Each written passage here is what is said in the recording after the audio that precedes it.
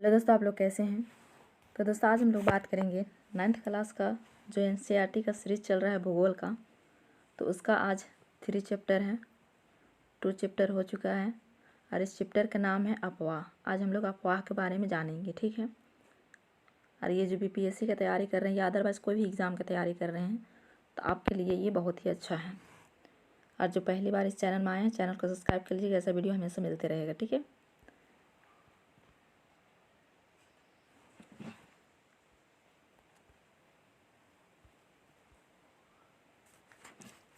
यहाँ पर देखिए, अफवाह शब्द एक क्षेत्र के नदी तंत्र की व्याख्या करता है। भारत के भौतिक मानचित्र को देखिए, आप पाएंगे कि विभिन्न दिशाओं से छोटी छोटी धाराएं आकर एक साथ मिल जाती है तथा एक मुख्य नदी का निर्माण करती है। अतः इनका निकास किसी बड़े जलाशय जैसे झील या समुद्र या महासागर में होता है। एक नदी तंत्र जिस क्षेत्र का जल प्रवाहित होता है उसे एक अपवाह द्रोणी कहते हैं। और मानचित्र के अवलोकन करने पर यह पता चलता है कि कोई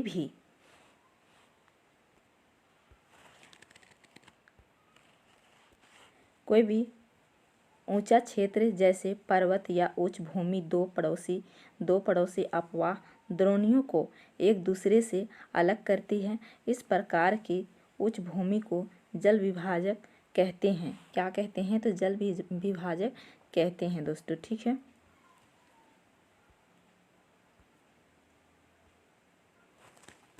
यहाँ पर देखिए, भारत में अपवाह तंत्र, भारत के अपवाह तंत्र का नियंत्रण मुख्यतः भौगोलिक आकृतियों के द्वारा होता है।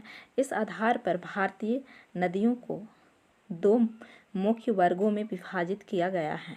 और कौन कौन सा है? तो एक है हिमालय की नदियाँ जो हिमालय पहाड़ से निकलती है, ठीक है। और दूसरा है प्रायद्वीपीय नदियाँ जो कि प्रायद्वीपीय पठार से निकलती हैं, ठीक है। अब यहाँ पर हम लोग थोड़ा सा इस चित्र को देखते हैं। देखिए, यहाँ पर भारत के 2 मुख्य भौगोलिक क्षेत्रों से उत्पन्न होने के कारण हिमालय तथा प्रायद्वीपीय नदियाँ एक दूसरे से भिन्न हैं। हिमालय की अधिकतर नदियाँ 12मासी होती है, यानी वो 12 महीना चलती है, ठीक है। नदियाँ होती है, इसमें वर्ष भर पानी रहता है। क्या रहता है? उसमें वर्ष भर पानी रहता है। और क्योंकि इन्हें वर्षा के अतिरिक्त ऊंचे पर्वतों से पिघलने वाले हिम द्वारा जल भी प्राप्त होता है। मतलब बर्फ जो चोटी में रहता है वो गर्मी पड़ने पर क्या होता है, तो उसे पिघलता है, पिघल करके वो पानी बन जाता है, ठीक है। और उसी के द्वारा ये कभी सूखता नहीं है, ठीक है। और हिमालय की 2 मुख्य नदियाँ सिंधु तथा ब्रह्मपुत्र इस पर्वतीय श्रृंखला के उत्तरी भाग से निकलती है। जैसे कि ये कश्मीर है तो कश्मीर से इधर तिब्बत से निकलती है सिंधु, उसके बाद फिर यहाँ यही जगह से निकलती है और फिर अरुणाचल प्रदेश में घुसती है ब्रह्मपुत्र, ठीक है, के उत्तरी भाग में निकलती है और नदियों के पर्वतों को काट कर गार्जों का निर्माण करती है। जैसे कि ये पर्वत है, ठीक है, और इस पर्वत से निकलती है तो इसे गार्ज कहते हैं। यहाँ से नदी निकल करके आ जाती है तो इसे गार्ज कहते हैं, ठीक है। और इसे निर्माण करते हैं, इसे काट देते हैं पहाड़ों को, ठीक है ना, किया जाता है। हिमालय की नदियाँ अपने उत्पत्ति के स्थान से लेकर समुद्र तक के लंबे रास्ते को तय करती है। ये अपने मार्ग के ऊपरी भागों में तीव्र अपरदन किया। अब यहाँ पर थोड़ा सा इस चित्र को देखिए दोस्तों, ठीक है, इसको देख लीजिए। यहाँ पर जो बोला गया है कि ये अफवाह है, मान के चलिए ये एक नदी है, ठीक है। और यहाँ पर देखिए यहाँ से क्या हो रहा है, एकदम छोटा छोटा नदी दोनों तरफ से घूम रही, यही है अफवाह।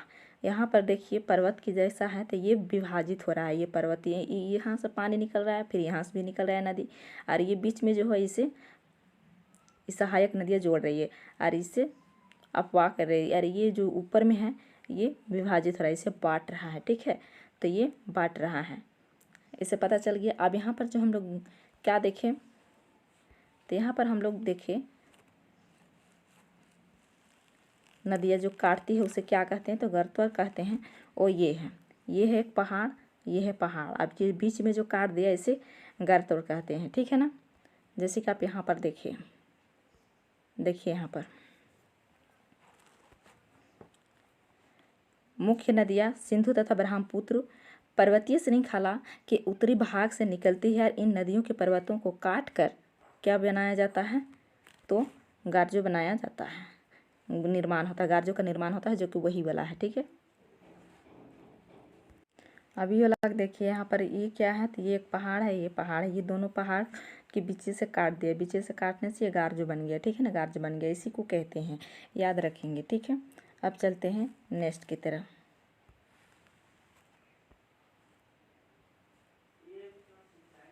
अब यहाँ पर थोड़ा सा देखिए,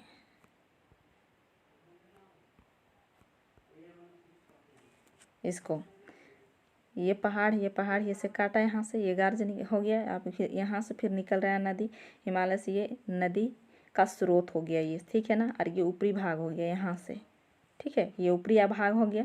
उसके बाद यहाँ से यहाँ तक ये मध्य भाग हो गया और यहाँ पर ये निचला भाग हो गया। तो यहाँ पर देखिए इसे ऊपरी भाग हो गया ये। अब यहाँ से बहुत स्पीड से आ रहा है, ठीक है, स्पीड से यहाँ पर एकदम ऊंचा में है, तो ये स्पीड से आ रहा, आते आते यहाँ पर थोड़ा सा स्लो हो गया मध्य भाग में।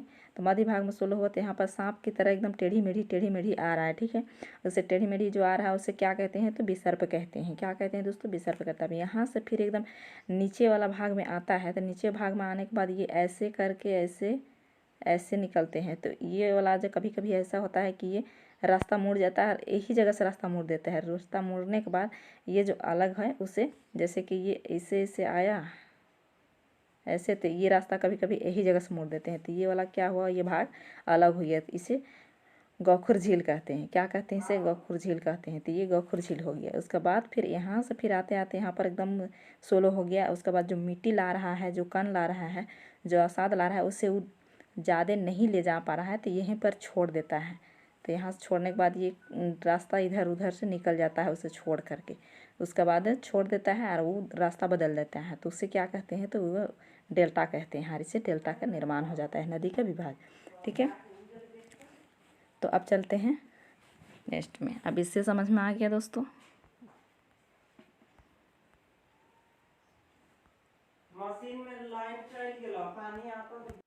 नेक्स्ट है करती है तथा अपने साथ भारी मात्रा में सिल्ट एवं बालू का संवहन करती है और मध्य एवं निचले भागों में ये नदियाँ विसर्प और गौखुर झील तथा अपने बाढ़ वाले मैदानों में बहुत सी अन्य निक्षेपण और आकृतियों का निर्माण करती है। ये पूर्ण विकसित डेल्टाओं का भी निर्माण करती है, जो कि हम लोग इस चित्र के माध्यम से समझे, ठीक है ना। तो चलते हैं, अब हम लोग आगे चलते हैं। अधिकतर प्रादीपीय नदियाँ मौसमी होती है। क्या होती है प्रादीपीय नदियाँ, तो मौसमी होती है। अगर बारिश हुई तो पानी, और नहीं बारिश हुई तो वो सूख जाती है, क्योंकि इनका प्रवाह वर्षा भर निर्भर रहता है। क्यों इनका प्रवाह वर्षा भर निर्भर रहता है। और शुष्क मौसम में बड़ी नदियों का जल भी घटकर छोटी छोटी धाराओं में बहने लगता है। और हिमालय की नदियों की तुलना में प्रायद्वीपीय नदियों की लंबाई कम होती है, कम तथा छिल्ली है। कम मतलब इसका लंबाई भी कम हो जाता है, और छिल्ली का मतलब पानी भी एकदम थोड़ा थोड़ा रहता है, ठीक है, उसी को छिल्ली कहते हैं। जैसे एक ये बाल्टीन है, ठीक है, और इस बाल्टीन ने भर देंगे तो वो भर गया, लेकिन अगर एक ही जगह अगर पानी लगा दिए यहीं तक तो ये छिल्ली हो जाएगा। इसी तरह से ये भी एक छिल्ली है। फिर भी इनमें से कुछ केंद्रीय उच्च भूमि से निकलती है तथा पश्चिम की तरह बहती है। किधर बहती है, तो पश्चिम की तरह बहती है। क्या आप इस प्रकार की दो बड़ी नदियों की पहचान कर सकते हैं। प्रायद्वीपीय पठार की अधिकतर नदियाँ पश्चिम घाट से निकलती है तथा बंगाल की खाड़ी में गिरती है। तो जो पश्चिम में गिरती है वो कौन कौन सा नदी है, तो एक नर्मदा नदी है और एक तापी नदी है, ठीक है। तो अब चलते हैं, यहाँ तो मौसमी वाला हो गया। अब हम लोग हिमालय की नदियाँ देखते हैं, ठीक है। तो सिंधु, गंगा तथा ब्रह्मपुत्र हिमालय से निकलने वाली प्रमुख नदियाँ हैं। कौन कौन सा, तो गंगा, सिंधु, गंगा और ब्रह्मपुत्र हिमालय से निकलने वाली प्रमुख नदियाँ हैं। ये नदियाँ लंबी है तथा अनेक महत्वपूर्ण है। क्या है? लंबी भी है और अनेक महत्वपूर्ण भी है। ठीक है,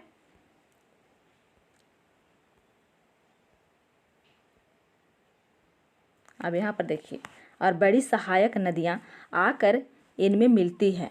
जैसे कि ये मान के चलिए ये क्या है, तो ये एक नदी है गंगा नदी, लेकिन यहाँ पर से अलकनंदा आकर के मिलेगी और इधर से फिर आकर के कोना भागीरथी मिलेगी, उसका बाद वो गंगा का उद्गम होता है। ठीक है,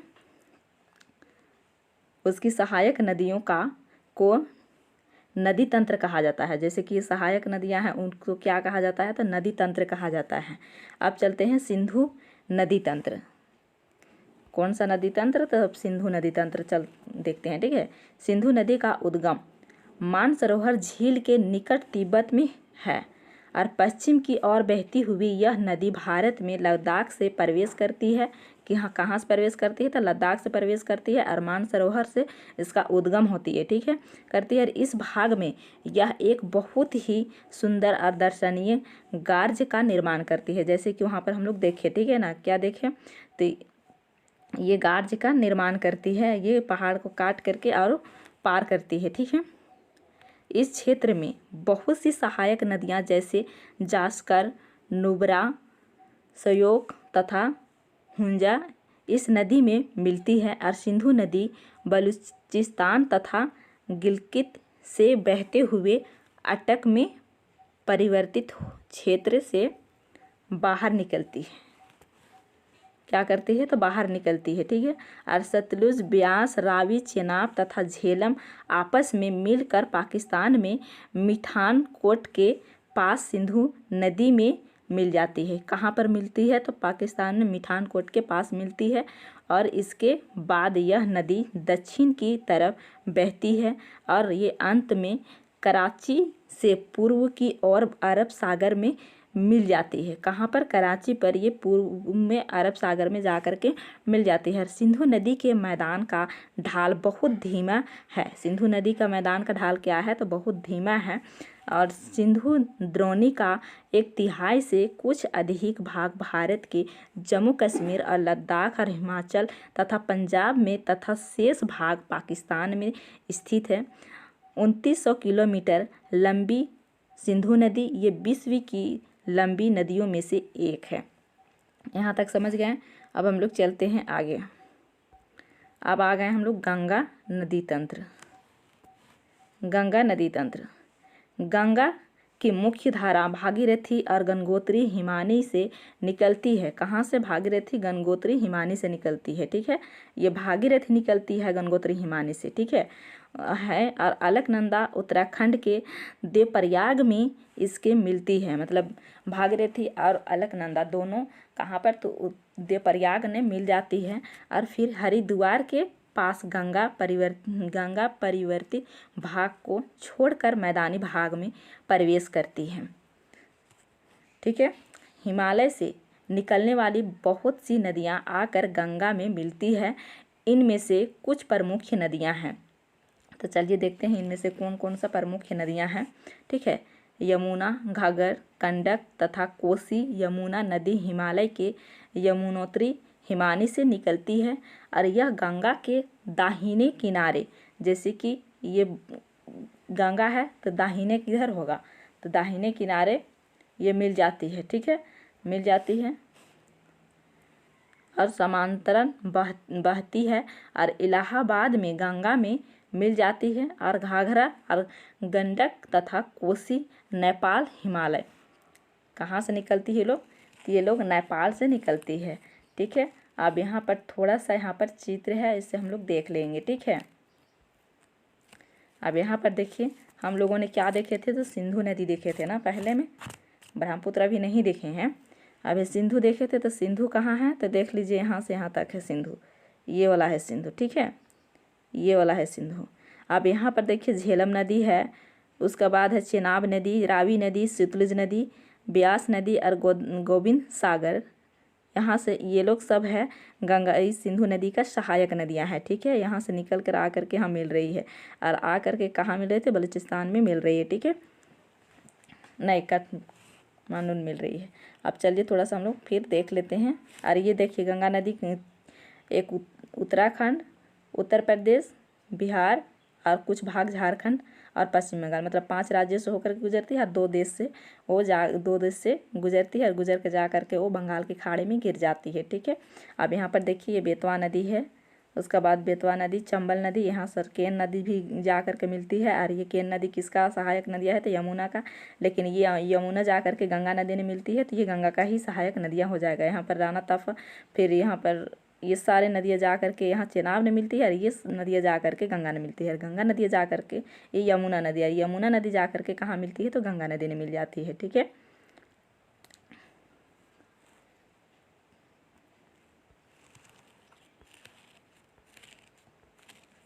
आप यहाँ पर देख सकते हैं ये क्या है, भागीरथी और अलकनंदा। ये भागीरथी और ये अलकनंदा है, यहाँ पर मिलती है। मिलने के बाद ये गंगा नदी, मतलब कहाँ पर मिलती है तो देवप्रयाग में भागीरथी और अलकनंदा मिलती है और यहीं पर से गंगा नदी निकल जाती है। ठीक है,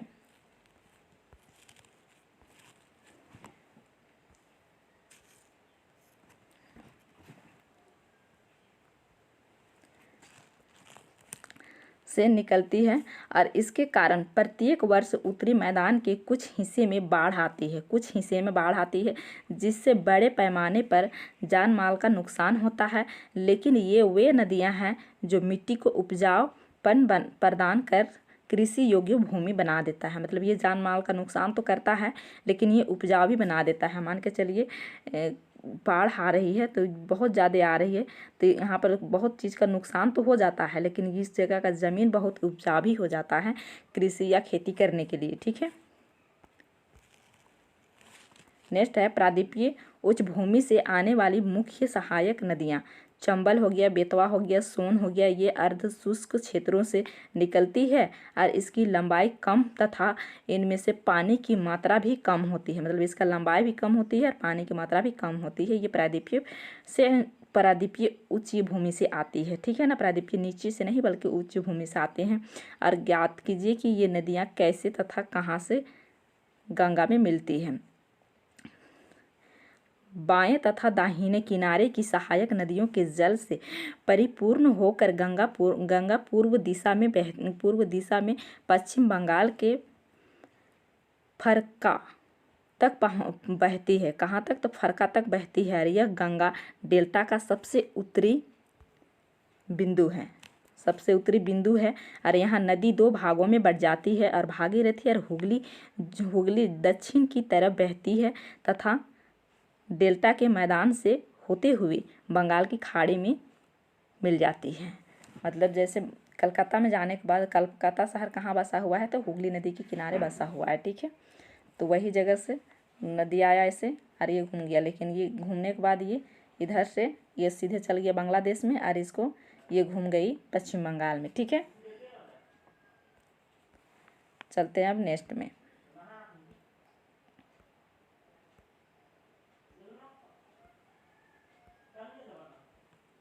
अब यहाँ पर देखिए जाती है मुख्य धारा दक्षिण की ओर बहती हुई बांग्लादेश में प्रवेश करती है एवं ब्रह्मपुत्र नदी इससे आकर मिल जाती है। अंतिम चरण में गंगा और ब्रह्मपुत्र समुद्र में विलीन होने से पहले मेघना के नाम से जानी जाती है और गंगा एवं ब्रह्मपुत्र के जल वाली यह वृद्धीय नदी बंगाल की खाड़ी में मिल जाती है। इन नदियों के द्वारा बनाए गए डेल्टा को सुंदरवन डेल्टा के नाम से जाना जाता है। मतलब जब वहाँ पर ये आता है नदी और ये बनाया जाता है वहाँ पर डेल्टा, उसे क्या नाम से जाना जाता है तो सुंदरवन डेल्टा के नाम से जाना जाता है। और ये जब बंगाल के खाड़ी में मिलने से पहले ये दोनों नदी किस नाम से जाना जाता है तो मेघना के नाम से जाना जाता है। जैसे ब्रह्मपुत्र नदी आता है, ब्रह्मपुत्र नदी आने के बाद उस बांग्लादेश में एंट्री करती है और बांग्लादेश में एंट्री करने के बाद इसे जमुना के नाम से जानता है। और जमुना से थोड़ा सा आगे आके मेघना एक नदी है, मेघना नदी से आकर के मिलती है तो इसे गंगा नदी और ब्रह्मपुत्र नदी दोनों नदी मेघना के नाम से जाने जाते हैं। ठीक है, मतलब पहले बंगाल की खाड़ी में गिरने से पहले ये नाम जानते हैं। और जैसे गंगा नदी एंट्री करती है बांग्लादेश में तो उसका पद्मा का नाम से जानते हैं। ठीक है,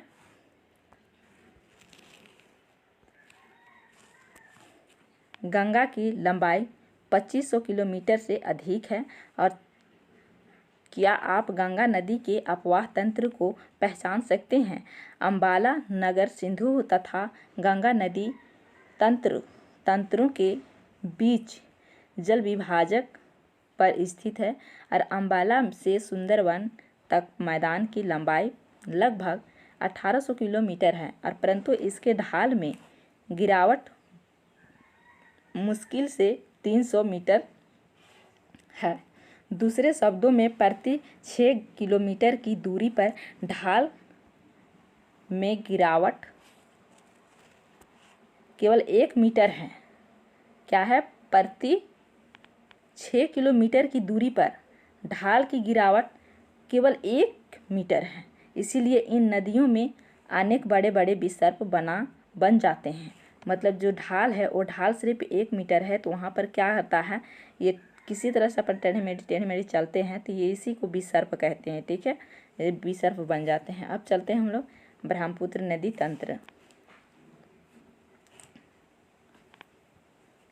ब्रह्मपुत्र नदी तिब्बत की मानसरोवर झील के पूर्व तथा सिंधु एवं सतलुज के स्रोतों के काफ़ी नज़दीक से निकलती है।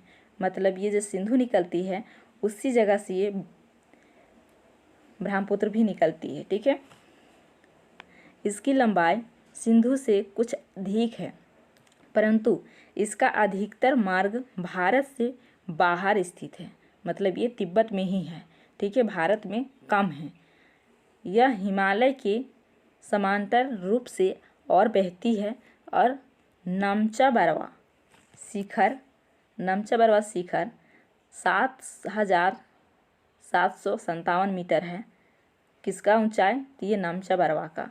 ठीक है, के पास पहुंचकर या अंग्रेजी के यू अक्षर जैसा मोड़ बनाकर ये भारत के अरुणाचल प्रदेश में गार्ज के माध्यम से प्रवेश करती है।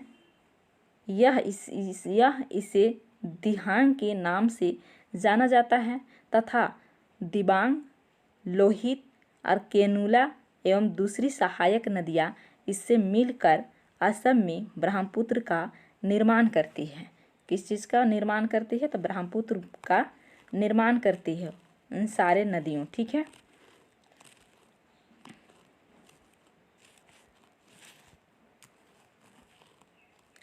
आप यहाँ पर देख सकते हैं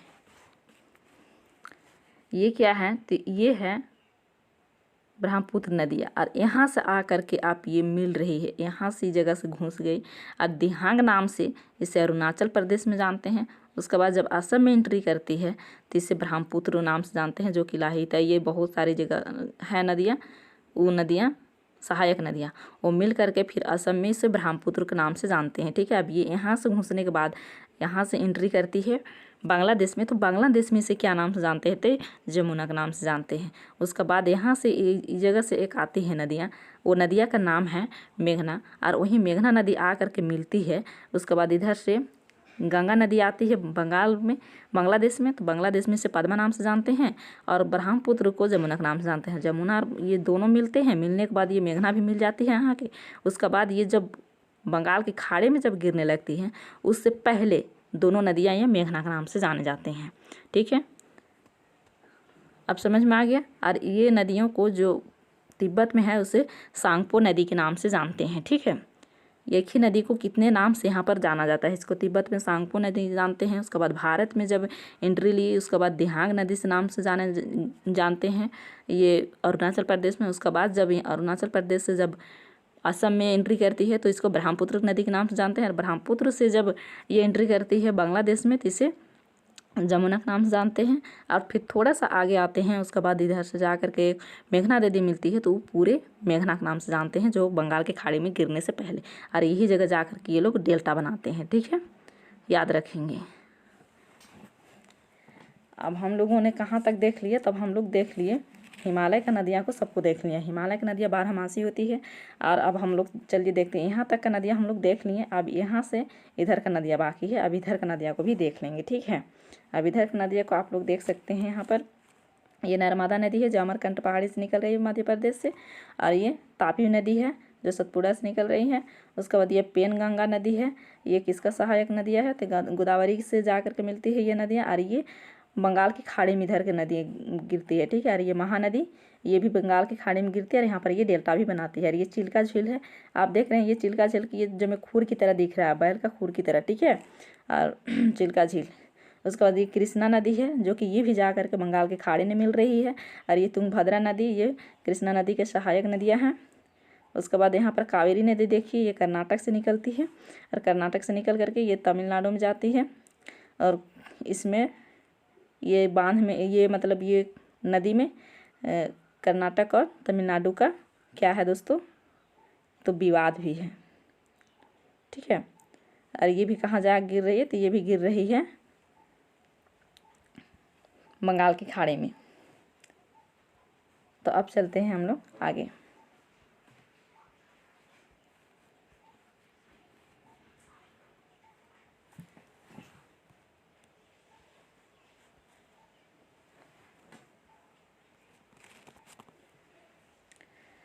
तिब्बत एक शीत एवं शुष्क क्षेत्र है, अतः यह इस नदी में जल एवं सिल्ट की मात्रा बहुत कम होती है। भारत में यह उच्च वर्षा वाले क्षेत्र से होकर गुजरती है। यहाँ नदी में जल एवं सिल्ट की मात्रा बढ़ जाती है। असम में ब्रह्मपुत्र अनेक धाराओं में बहकर एक गुम्फित नदी के रूप में बहती हैं तथा बहुत से नदी द्वीपों का निर्माण करती है। क्या करती है, द्वीपों का निर्माण करती है। क्या आपको ब्रह्मपुत्र के द्वारा बनाए गए विश्व के सबसे बड़े नदी द्वीप का नाम याद है? प्रत्येक वर्ष वर्षा ऋतु में यह नदी अपने किनारों से ऊपर बहने लगती है, मतलब अपने जो किनारे हैं ये, तो इससे ऊपर भी बहने लगती है, ठीक है। एवं बाढ़ की द्वारा असम तथा बांग्लादेश में बहुत अधिक क्षति पहुंचती है। मतलब जो आती है वो क्या करती है, वो बाढ़ के बहुत जोर से तेज़ी से आती है, तो असम और बांग्लादेश में ये बहुत अधिक क्षति पहुंचती है। और उत्तर भारत की अन्य नदियों के विपरीत ब्रह्मपुत्र नदी की सिल्ट निक्षेपण की मात्रा बहुत अधिक होती है। कितना होती है, सिल्ट का निक्षेपण की मात्रा बहुत अधिक होती है। इसके कारण नदी की सतह बढ़ जाती है और यह बार बार अपनी धारा में मार्ग में परिवर्तन करती है, मतलब बार बार ये अपना धारा बदलती रहती है, ठीक है। यहाँ तक हो गया। अब हम लोग आते हैं प्रायद्वीपीय नदियाँ के बारे में जानेंगे, ठीक है। ये है प्रायद्वीपीय नदियाँ।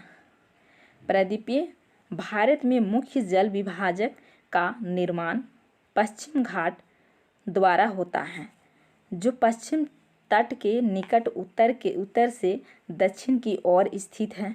और प्रायद्वीपीय भाग की अधिकतर मुख्य नदियाँ जैसे महानदी, गोदावरी, कृष्णा तथा कावेरी पूर्व की ओर बहती है। किधर बहती है, मान के चलिए ये भारत है और यहाँ पर ये घाट है, ठीक है। और इस घाट से निकल करके ये पूर्व की ओर बहती है, ठीक है, पूर्व की ओर बहती है तथा बंगाल की खाड़ी में गिर जाती हैं।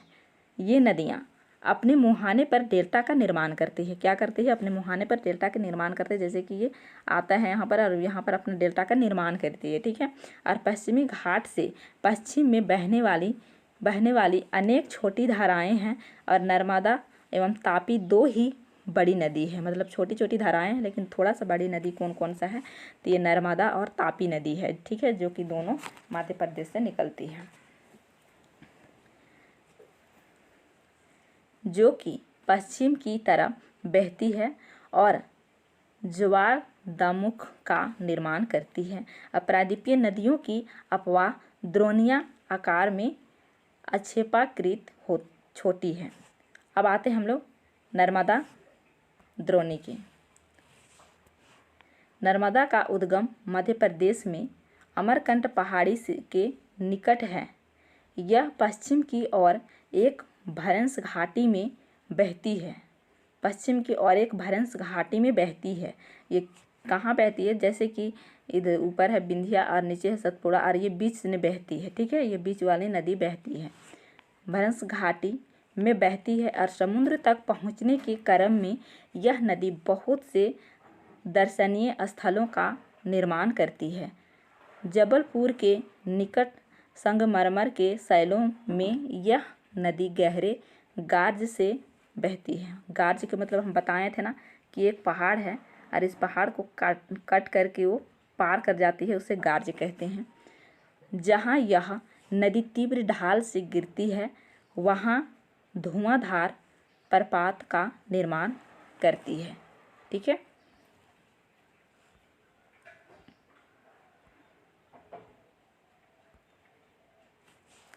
यहाँ पर देखिए, नर्मदा की सभी सहायक नदियाँ बहुत छोटी है। इनमें से अधिकतर समकोण पर मुख्य धारा से मिलती है और नर्मदा द्रोणी मध्य प्रदेश तथा गुजरात के कुछ भागों में विस्तृत है। कहाँ पर? तो मध्य प्रदेश और गुजरात के कुछ भागों में विस्तृत है। ठीक है। अब आते हैं ताप्ती द्रोणी। तापी का उद्गम मध्य प्रदेश के बैतूल जिले से सतपुड़ा की श्रृंखलाओं में है। कहाँ पर? तो बैतूल जिले, मध्य प्रदेश के बैतूल जिले में इसका उद्गम है, सतपुड़ा के श्रृंखलाओं में है। यह भी नर्मदा के समांतर एक भ्रंश घाटी में बहती है, लेकिन इसकी लंबाई बहुत कम है। मतलब नर्मदा नदी से भी इसकी लंबाई कम है। इसकी द्रोणी मध्य प्रदेश, गुजरात तथा महाराष्ट्र राज्य में है। कहाँ पर? तो मध्य प्रदेश से उद्गम होती है, फिर गुजरात और महाराष्ट्र राज्य में है। और ये अरब सागर तथा पश्चिमी घाट के बीच के तटीय मैदान बहुत अधिक संकीर्ण है, इसीलिए ये तटीय नदियों की लंबाई बहुत कम है। पश्चिम की ओर बहने वाली मुख्य नदियाँ साबरमती, माही, भारतपुजा तथा पेरियार है। उन राज्यों का नाम बताइए जहाँ ये नदियाँ हैं। तो पेरियार कहाँ से बहती है? तो ये महाराष्ट्र बसती है। तो देखिए दोस्तों, यहाँ पर जो नदियाँ साबरमती या महानदी है, तो ये महानदी कर्क रेखा को 2 बार काटती है और आ करके कहाँ पर? तो खंभात के खाड़े में गिरती है। ठीक है। अब आ जाते हैं हम लोग कहाँ? तो गोदावरी।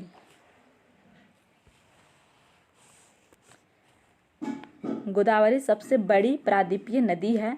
यह महाराष्ट्र के नासिक जिले में पश्चिम घाट की ढालों से निकलती है। कहाँ पर? तो पश्चिम घाट की ढालों से निकलती है। ठीक है। इसकी लंबाई लगभग 1500 किलोमीटर है। यह बहकर बंगाल की खाड़ी में गिरती है और प्रायद्वीपीय नदियों में इसका अपवाह तंत्र सबसे बड़ा है। क्या है? मतलब प्रायद्वीपीय जो है न, जितना भी प्रायद्वीपीय का नदी है उसमें से में सबसे बड़ा यही नदी है। ठीक है, प्रायद्वीपीय में। ठीक है, याद करेंगे इसको, गोदावरी नदी। इसकी द्रोणी महाराष्ट्र नदी द्रोणी का 50% भाग मध्य प्रदेश और उड़ीसा तथा आंध्र प्रदेश में स्थित है और गोदावरी में अनेक सहायक नदियाँ मिलती हैं। अनेक यहाँ पर क्या मिलती है? तो सहायक नदियाँ भी मिलती है। ठीक है। पूर्णा, वर्धा, प्राहिंता, मंजरा, वेंगंगा तथा पेनगंगा, इसमें से अंतिम तीनों सहायक नदियाँ बहुत बड़ी है और बड़े आकार और विस्तार के कारण इसे दक्षिण गंगा के नाम से भी जाना जाता है। याद रखेंगे, अगर बोलेगा कि दक्षिण गंगा किसे कहते हैं, तो दक्षिण गंगा किस नदी को कहते हैं? तो ये नदी को कहते हैं दक्षिण गंगा। ठीक है। अब चलते हैं हम लोग महानदी की बार। दक्षिण गंगा अगर पूछेगा तो गोदावरी नदी को।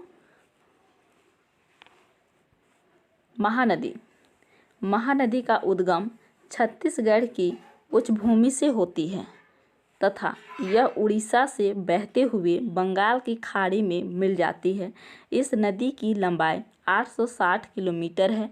इसकी अपवाह द्रोणी महाराष्ट्र, छत्तीसगढ़, झारखंड और उड़ीसा में है।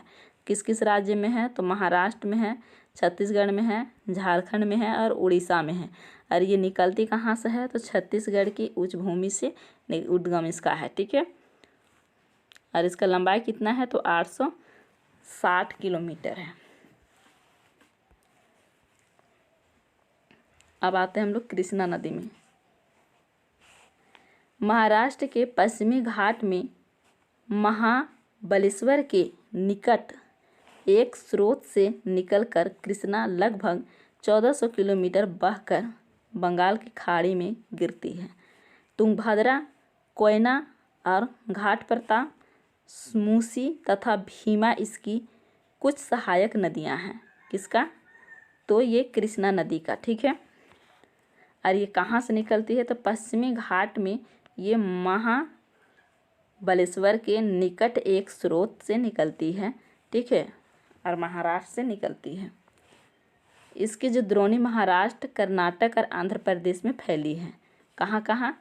तो महाराष्ट्र से तो निकलती है, तो यहीं कर्नाटक और आंध्र प्रदेश में फैली है। अब आते हैं हम लोग कावेरी नदी। ठीक है।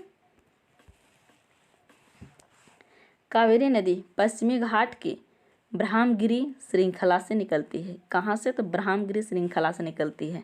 ठीक है। ये है भारत और ये क्या है? तो ये पर्वत है। ठीक है। ये घाट है और इस घाट से इधर से निकलती है कौन? तो यह कावेरी नदी कहाँ से निकल रही है? तो कावेरी नदी निकल रही है ब्रह्मगिरी से निकल रही है। ठीक है।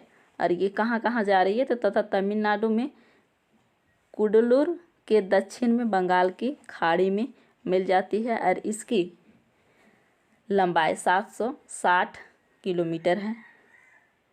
इसकी प्रमुख सहायक नदियाँ अमरावती, भवानी, हेमावती और काबिन इसकी द्रोणी तमिलनाडु, केरल तथा कर्नाटक में विस्तृत है।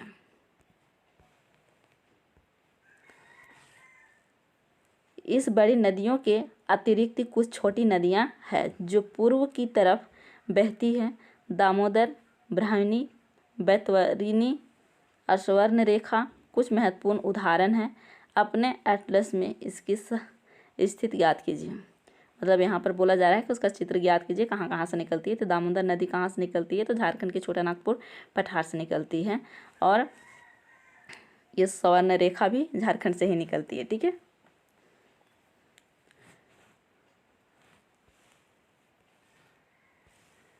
अब यहाँ पर झील पढ़िए। कश्मीर घाटी तथा प्रसिद्ध डल झील नाव वाले घरों तथा शिकारा से तो आप परिचित ही होंगे, जो प्रत्येक वर्ष हजारों पर्यटकों को आकर्षित करते हैं। इसी प्रकार आप अन्य झील वाले स्थानों पर भी गए होंगे तथा वह नौकायन, तैराकी एवं अन्य जलीय खेलों का अंदर लोकताक झील है। ये इसमें नाव भी रहता है। लिया होगा।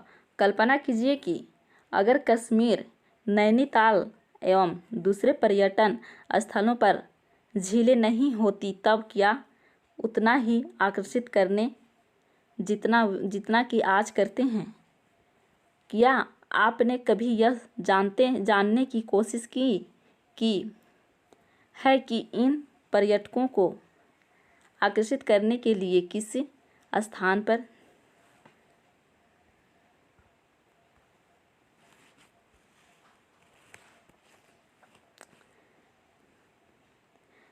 झीलों का क्या महत्व है?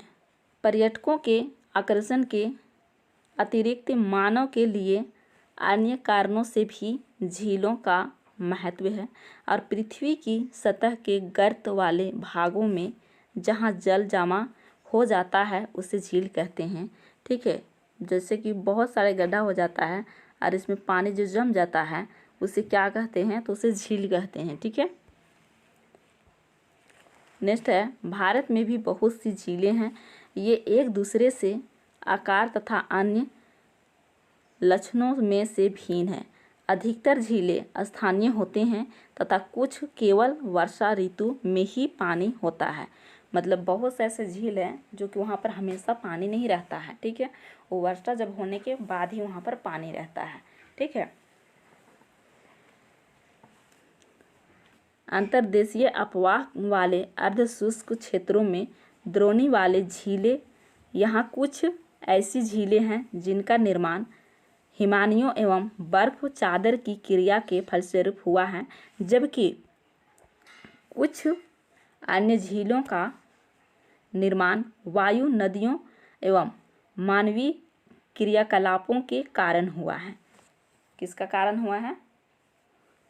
तो वायु और नदियों और मानवीय। ठीक है। नेक्स्ट है कि एक विसर्प नदी बाढ़ वाले क्षेत्रों में काटकर गोखुर झील का निर्माण करती है। जैसे कि हम लोगों ने फर्स्ट में चित्र के माध्यम से देखे थे। ठीक है। जैसे कि ये ऊपर वाला है, ये इसे आता है और ये ज़्यादा ही मोड़ जाने के बाद ये कुछ नदियाँ यहीं से अपना यूटर्न ले लेते हैं और ये जो है उसे अलग कर देता है। तो ये क्या बन जाता है? ये गोखुर झील बन जाता है। ठीक है। और उसे निर्माण करती है। स्पर्श तथा बाररोधिका तटीय क्षेत्रों में लेगुर का निर्माण करता है। और जैसे चिल्का झील, पुलिकट झील तथा कोलुरु झील अंतर्देशीय भागों का। और जैसे कि आप यहाँ पर देख सकते हैं, ये कौन सा झील है? तो ये है लोकताक झील। कौन सा झील है? लोकताक झील है, जो कि यहाँ पर नाव भी बहुत है, आप देख सकते हैं। ठीक है। इस चित्र के माध्यम से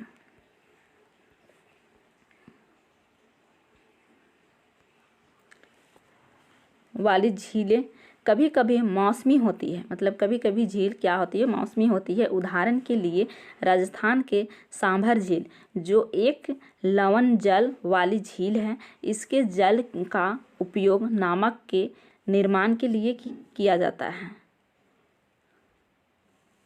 कहाँ पर है? तो ये सांभर झील कहाँ स्थित है? तो ये राजस्थान में स्थित है। ठीक है। मीठे पानी की अधिकांश झीलें हिमालय क्षेत्र में है। हिमालय के क्षेत्र में अधिकांश मीठे झील है। ये मुख्यतः हिमानी द्वारा बनी है। हिमानी द्वारा बनी है। ठीक है। जैसे कि बर्फ पिघलने के द्वारा बनी है। ठीक है। दूसरे शब्दों में ये तब बनी जब हिमानियों ने या कोई द्रोणीग्रही बनाई, जो बाद में हिम पिघलने से भर गई। ये किसी क्षेत्र में शिलाओं अथवा मिट्टी से हिमानी मार्ग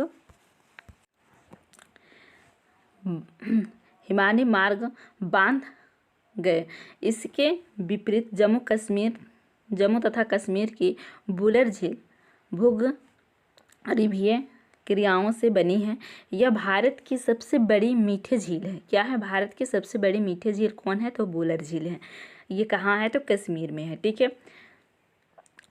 वाली प्राकृतिक झील है। ये डल झील, भीमताल, नैनीताल, लोकताक तथा बड़ा पानी कुछ अन्य महत्वपूर्ण मीठे पानी का झील है।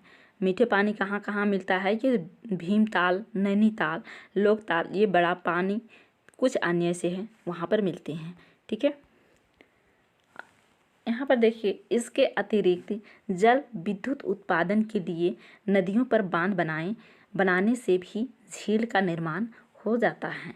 मतलब विद्युत उत्पन्न करने के लिए जो बांध बनाते हैं, तो उस बांध से भी झील का निर्माण हो जाता है। ठीक है।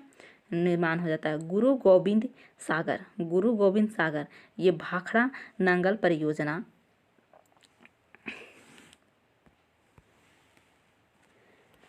झीलें मानव के लिए अत्यधिक लाभदायक होती हैं और एक झील नदी के बहाव को सुचारू बनाने में सहायक होती है। अत्यधिक वर्षा के लिए समय यह बाढ़ को रोकती है। क्या करती है? यह बाढ़ को रोकती है।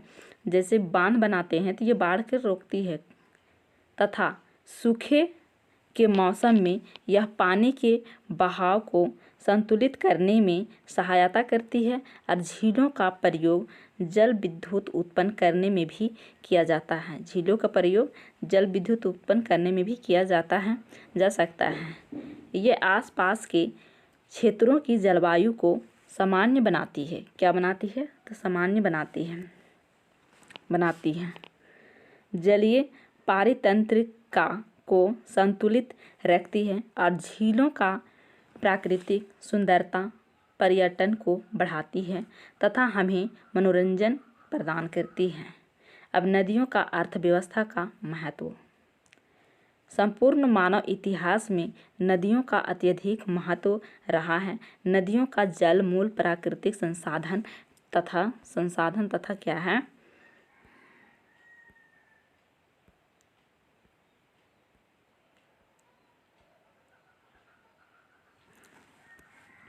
अनेक मानवीय क्रियाकलापों के लिए अनिवार्य है। यही कारण है कि नदियों के तट ने प्राचीन काल से ही अधिवासियों को अपनी ओर आकर्षित किया है। ये गांव अब बड़े शहरों में परिवर्तित हो चुके हैं। अपने राज्य के उन शहरों की एक सूची तैयार कीजिए जो नदी के किनारे स्थित हैं। मतलब यहाँ पर जो बोला जा रहा है कि जो शहर है जो नदी के किनारे, उसका सूची तैयार करने के लिए बोला जा रहा है। तो जैसे कि बहुत सारे ऐसे शहर हैं जो कि नदियों के किनारे बसा हुआ है, ठीक है। किंतु भारत जैसे देश के लिए, जहाँ की अधिकांश जनसंख्या जीविका के लिए कृषि पर निर्भर है, वहाँ सिंचाई, नौ संचालन, जल विद्युत निर्माण में नदियों का महत्वपूर्ण बहुत अधिक है। क्या है? तो बहुत अधिक है। नेक्स्ट है नदी के प्रदूषण। नदी जल और घरेलू औद्योगिक तथा कृषि के बढ़ती मांग के कारण इसकी गुणवत्ता प्रभावित हुई है। इसके परिणामस्वरूप नदियों में अत्यधिक जल की निकासी होती है तथा इनका आयतन घटता जाता है। इनका आयतन क्या होता है? तो घटता जाता है। दूसरी ओर औद्योगिक का प्रदूषण तथा अप्रसृत कचरे नदी में मिलते हैं। क्या मिलते हैं? तो कचरे नदियों में मिलते हैं। यह केवल जल की गुणवत्ता को ही नहीं बल्कि नदी के स्वच्छीकरण की क्षमता को भी प्रभावित करता है। उदाहरण के लिए नदी गए समुचित जल प्रवाह में गंगा का जाल लगभग 20 किलोमीटर क्षेत्र में फैले बड़े शहरों की गंदगी को तनु करके ये समाहित कर सकता है। लेकिन लगातार बढ़ते हुए औद्योगिकरण एवं शहरीकरण के कारण ऐसा संभव नहीं हो पाता है। अनेक नदियों में प्रदूषण का स्तर बढ़ता जा रहा है। नदियों में बढ़ते प्रदूषण के कारण इनको स्वस्थ बनाने के लिए अनेक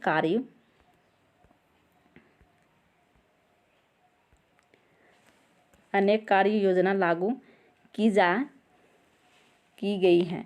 क्या आपने कभी ऐसी कार्य योजनाओं के बारे में सुना है?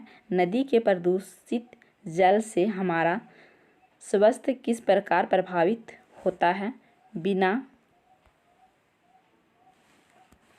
स्वस्थ जल का मानव जीवन, इस विषय पर विचार करें तथा अपनी कक्षा में एक वाद विवाद प्रतियोगिता का आयोजन करें। तो दोस्तों, आज का वीडियो कैसा लगा? अगर आज का वीडियो अच्छा लगा हो तो लाइक, शेयर और कमेंट करके ज़रूर बताइएगा। और जो पहली बार चैनल में आए हो, चैनल को सब्सक्राइब कर लीजिएगा, ठीक है। अब यहाँ पर 6 से 8 तक का जो सीटेट का एग्ज़ाम है वो कब होने वाला है उसके बारे में भी एक वीडियो बनाएंगे। उसका बाद फिर आप लोगों को तैयारी भी उसी तरह से होगा, ठीक है।